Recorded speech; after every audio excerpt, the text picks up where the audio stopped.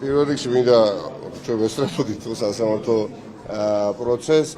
არც ბუქარაში მინდა ჩაითვალოს და ზოგადად გონია რომ ნებისმიერ პოლიტიკოსი განსაკუთრებით ოპოზიციიდან ესაც იმუქრება, ეს ასეთი მუქარის არ მჯერა, ეს არ რეალიზდება არასოდეს, მაგრამ ეს არ იქნება მუქარი, ხალხმა წულუკიანა უნდა იცოდეს, რომ ამ ყველაფერთან დაკავშირებით პასუხს აგებს პირუთვნელ სასამართლოსთან. ისთვისაც იბრძვის უმრავლესობა ამ ქვეყანაში მაცხოვრებელ ადამიანისა.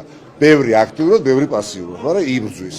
ისეთი საქართველოსთვის, სადაც მოსამართლე იქნება, სასამართლო იქნება და არა ივანიშვილის უნივერსამი. აღმასრულებელი ხელისუფლება იქნება აღმასრულებელი ხელისუფლება და არა სადენით მიბმული ივანიშვილზე და საპარლამენტო ორგანოც იქნება ცალკე სახელმწიფო.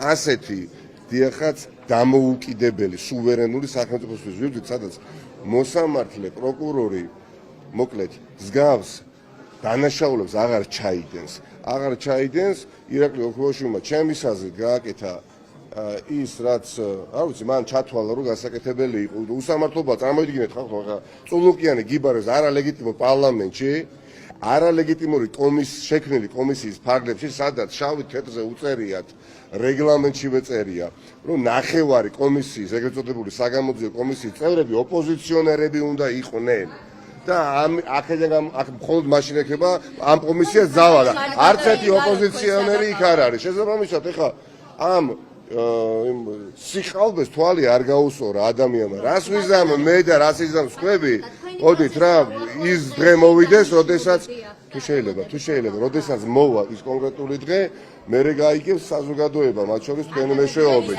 ახლა საუბრობ ირაკლი გადაწყვეტილება მე მიღებული მაქვს დიდი ხანია ეს გადაწყვეტილება გულისხმობს რეჟიმის დამარცხებას და ხალხის გამარჯვებას და ერთხელ და სამუდამოდ ერთპიროვნულ მმართველობის წარსულში ჩაბარებას და ერთპარტიული მმართველობის წარსულში ჩაბარებას. რომელთა პრეცედენტული გადაწყვეტილება იქნება ბატონიკა და პრაქტიკულად ახლა პროკურორმა გითხრა რომ დიახ ყველა პოლიტიკოს ვისაც პრინციპული პოზიცია აქვს ციხეში გაუშვებენ და არ თქვენ რომ ახლა თავისუფლებაზე ყოფნა პრინციპული პოზიცია გაცილებით მეტ ადამიანს აქვს ამ ქვეყანაში. არიან ადამიანები ვისაც გაცილებით მაღალი ხარისხის პრინციპულობა მოეთხოვებათ ამ ბრძოლაში, ვიდრე შესაძლებელია სხვა თანამებრძოლებს. ამიტომ გადაწყვეტილებები იქნება რა თქმა უნდა ინდივიდუალურად მიღებული.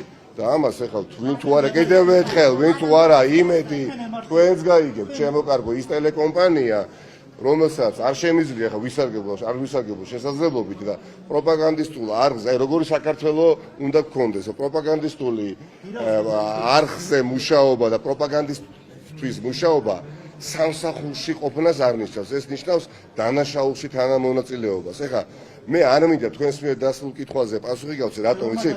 იმ კოლეგის იმ არხის თანამშრომელი ხართ რომელსაც სამწუხაროდ თანამშრომელი მოგიკლეს უბანში იმდენი ცენეს რომ ტვინის შეშუპება განუვითარდა და გარდაიცვალა და თანამშრომლებს თქვენ იმის ადამიანობა არ გეყოთ პოლიტიკური რაშუაშია გამოძიება რომ მოითხოვოთ რაც შეიძლება სწრაფად ეს რაშუაშია არა ჩვენ ნახეთ თქვენი თანამშრომლების პირდაპირ ეთერში როგორ ეხმაურებოდით ამას ხო და რაც შეეხება გადაიხდი სხვა თუ არა ყველა იმ ნაბიჯს გადავდგამთ ისე როგორც ჩავთვლი საჭიროდ და 20 დღითაა თუ რამდენიც არის დარჩენილი არ მჩვევია იმის თქმა რაც შეიძლება იმ კონკრეტულ დღეს გაიგოთ მათ შორის თქვენ მიუხედავად იმისა რომ ეს უღირსი მიკროფონი გიჭიროთ